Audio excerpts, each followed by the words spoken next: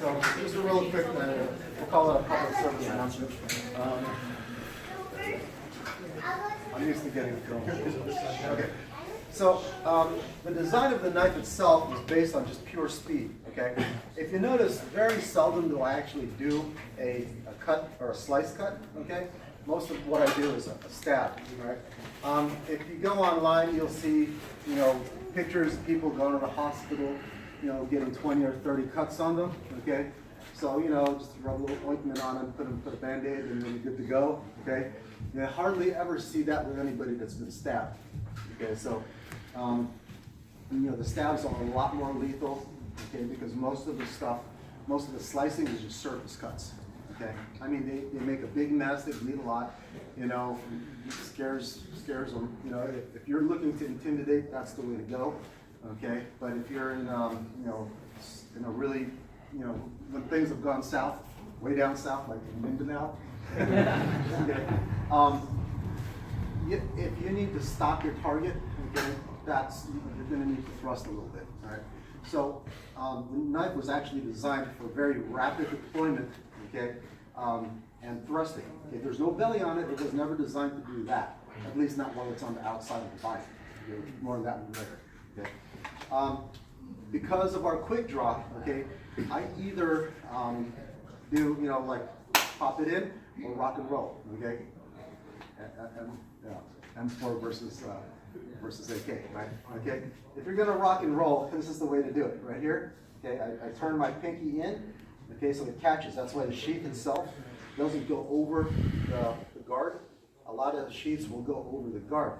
What that does is it makes you catch in the wrong place. Okay. This one brings my hand, funnels my hand, okay, from the belt, where it's at the edge of the belt, and where the knife is, it automatically brings my hand where it needs to be. Okay. This part here, sometimes you want to pull back. Okay, that actually allows me to grab here. Okay. From a Tuhon point of view, okay, if you're punching, doing whatever, to do this and grab your blade is why a lot of people miss. Okay, if you notice, it's kind of shaped like a barb, so I don't actually have to open my hand. My hand just goes right on top. Okay, and there's my catch. This is designed for for the guys who like to do the cat's whiskers, okay, or they like to palm the blade. So I can go 2 fingers. It still has that grip. Same thing on this side. For those of you who like to use what they call the cone grip, okay, you can do that and still maintain a good grip. Okay. This is not a sub hilt.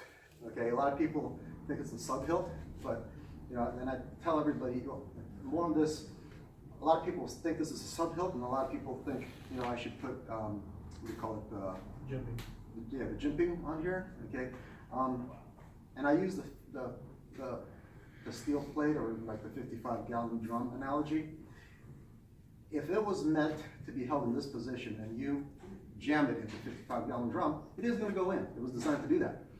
But what happens to your finger once you hit that point? Okay. Same thing with this. What happens when you hit this? Okay. So you're going to injure your thumb and index finger. So it's meant to be here. And it was actually a reverse grip knife. Okay. What this is actually for is there's a technique where once it goes in, you do a crank. Okay. Now, if you crank, where is the wound channel? Same plane as the blade. Okay. Yeah, closer to the surface. Right. This is meant to be catching bone, okay, and muscle tissue and skin. Okay. Now when you jam it in and you crank, where's the wound channel? Okay. You're scrambling organs now. Okay.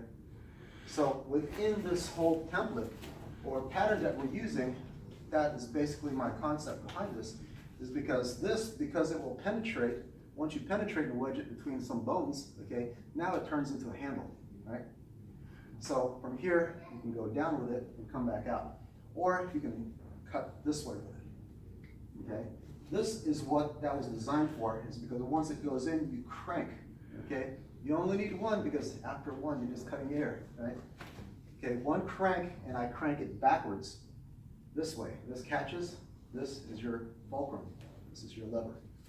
Crank it back and then cut across. So you're getting brachial artery, like brachial plexus, depending on how long your blade is, well, this particular blade, okay, a lung, okay, coming across carotid artery, then you come back, kidney, okay, coming back up, other side brachial.